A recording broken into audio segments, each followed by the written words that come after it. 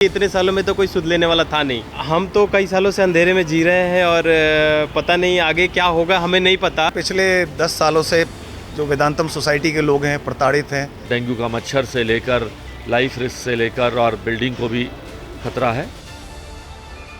Greater Noida waste वो जगह जो आज समस्याओं का अंबार बन चुका है।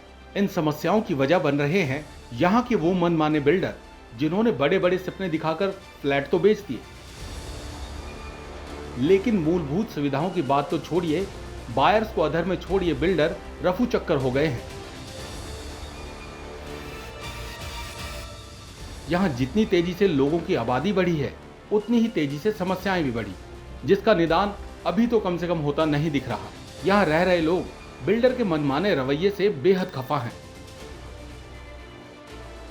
ये हम नहीं, खुद यहां के सांसद महेश शर्मा भी इस बात को मान रहे हैं। देखिए, आज उन्होंने कुछ विषय बताए हैं जो दयनीय हैं और जो चिंताजनक भी हैं। यहाँ ऊंची ऊंची इमारतें हैं जिनमें लाखों लोग रह रहे हैं, लेकिन इन सोसाइटियों का स्याह सच हैरान कर देने वाला है।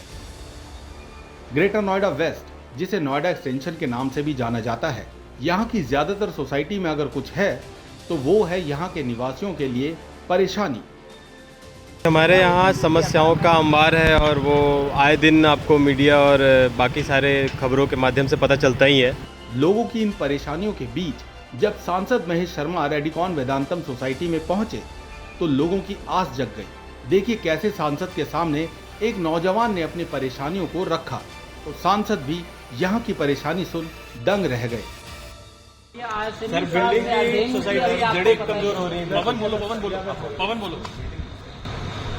बेसमेंट फुल का बहुत बुरा हाल है। अब तीन से देख सकते हैं। आप एक बार ऐसे झाँकेंगे आप देख लेंगे एकदम सामने की पानी। नहीं, हम उनको थ्रेटनिंग लेटर दे देते हैं कि किसकी रिस्पॉन्सिबिलिटी है, इस पानी को इवैक्यूएट किया जाए और पानी ना हो इकट्ठा। सर, इतना है। वैसे तो जिस सोसाइटी में सांसद महेश शर्मा पहुंचे थे उसे रेडिकॉन वेदांतम के नाम से जाना जाता है। यहाँ पार्किंग और जर्जर हालत ही बड़ी परेशानी नहीं है, जीवन भर की पूंजी लगा चुके लोगों के सामने एक और बड़ी समस्या है। इस बिल्डर की लापरवाही के चलते अभी तक इस सोसाइटी के ज्यादातर बायर्स के फ्लैट की रजिस्ट्री तक शुरू नहीं हुई है। इस मामले में भी सांसद महेश शर्मा ने संज्ञान लिया। अगर इसका कोई फैसला नहीं मिला है तो बिल्डर से वसूलो, बायर से। और ये दर्द में भाई हम समझ रहे हैं आपका। मैं भी एक मिडिल क्लास फैमिली का बेटा हूँ। नाव नोएडा ने पहले भी रेडिकॉन वेदांतम सोसाइटी के निवासियों की परेशानी को उठाया था। आज जब सांसद महेश शर्मा यहाँ पहुंचे तो लोगों की फिर से आस जगी है। हमारे यहाँ समस्याओं का अंबार है और वो आए दिन आपको मीडिया और बाकी सारे खबरों के माध्यम से पता चलता ही है। परंतु सांसद जी ने जो हमारे सामने जो समस्याएं जो हमने रेखांकित की थी, जो उनको हमने एक ज्ञापन भी सौंपा है जिसमें हमारी समस्याओं का जो है उसमें सारा कुछ मेंशन करके हमने दिया है और उन्होंने हमें यह आश्वासन दिया है कि शीघ्र इन चीज़ों पे कार्रवाई करेंगे और इन चीज़ों का निपटारा करेंगे।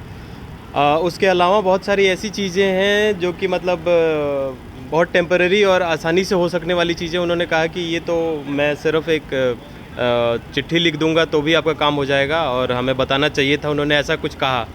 तो हमें लगा कि हाँ, देखो क्या होता है, जो सांसद होते हैं वो जनप्रतिनिधि होते हैं, उन्होंने जो हमारे बीच से ही चुन के जाते हैं और हमारी समस्याओं का अगर वो नहीं निवारण करेंगे तो हमें नहीं लगता कि उनसे बेहतर कोई माध्यम होगा जिनके माध्यम से हम उनको अपनी समस्याओं को बता सके और निपटारा करा सके। इतने सालों में तो कोई सुध लेने वाला था नहीं। हम तो कई सालों से अंधेरे में जी रहे हैं और पता नहीं आगे क्या होगा, हमें नहीं पता। पर उम्मीद तो हम कायम रखते हैं, अपने मन के अंदर एक उम्मीद है कि हाँ, इनसे बोलेंगे। अथॉरिटी में भी हम जाते हैं, विधायक के पास भी जाते हैं। अब सांसद हमारे साथ संवाद कर रहे हैं, उनके साथ भी हमने अपनी सारी जो समस्याएं हैं वही सारी समस्याएं इनसे भी बताई हैं और इनको काफ़ी विस्तार पूर्वक इनसे इस बारे में संवाद हुआ हमारा। पिछले 10 सालों से जो वेदांतम सोसाइटी के लोग हैं प्रताड़ित हैं और आपको सही बताएं तो बहुत बुरी तरीके से अंधेरे में जीवन व्यतीत कर रहे हैं। उसको अंधेरे से निकालने के लिए और अपने जीवन में उजाला भरने के लिए हम लोगों ने सांसद जी को बुलाया था।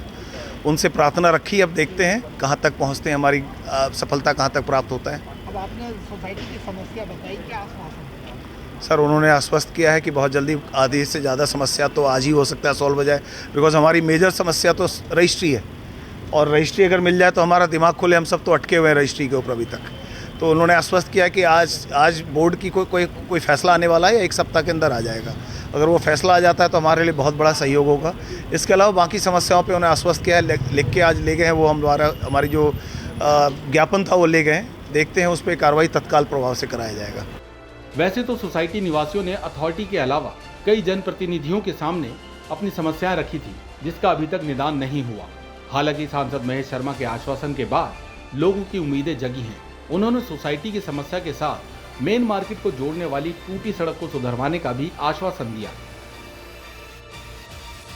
देखिए, यूफोरिया मॉल्स के साथ पीछे की सड़क बहुत ख़राब थी और वहाँ के लोगों ने हमें भी और विधायक जी को दोनों को बार बार इसकी शिकायत की थी। नोएडा प्रशासन से हमने कहा और उन्होंने इस सड़क का, मुझे खुशी है कि आज उसका लोकार्पण हुआ, क्योंकि वो सड़क बहुत सारे कमर्शियल और रेजिडेंशियल प्रॉपर्टीज़ के बीच की सड़क थी और बहुत महत्वपूर्ण सड़क थी।